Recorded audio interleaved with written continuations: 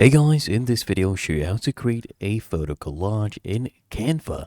Now once you're on your dashboard, you can click here on any of these post options. I'll do Instagram a post 4x5. So that will be my dimensions and I'll create a photo collage according to that. Now once this opens up, all I want you to do here on the left hand panel, we'll see a bunch of different options and I want you to click on elements. And from here, scroll down until you see grids. So here, click on see all and just select your grids. So let's say, let's do these ones. We'll place these here. Okay, let me resize this a little bit like that. Let's place some more grids. Let's do these ones here at the bottom. We'll go ahead and place that there and then just fill it out with more grids accordingly. Place these here as well. Okay.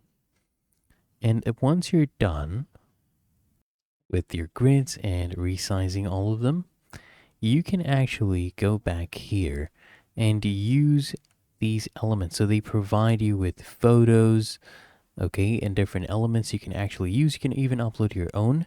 So let's say, for example, let's do Tokyo. Okay, images of Tokyo.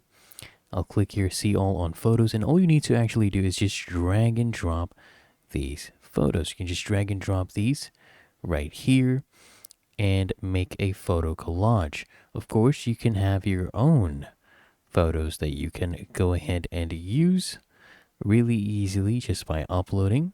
And once you've filled it up, all you actually need to do is just go ahead and save it. So here, let's resize this one.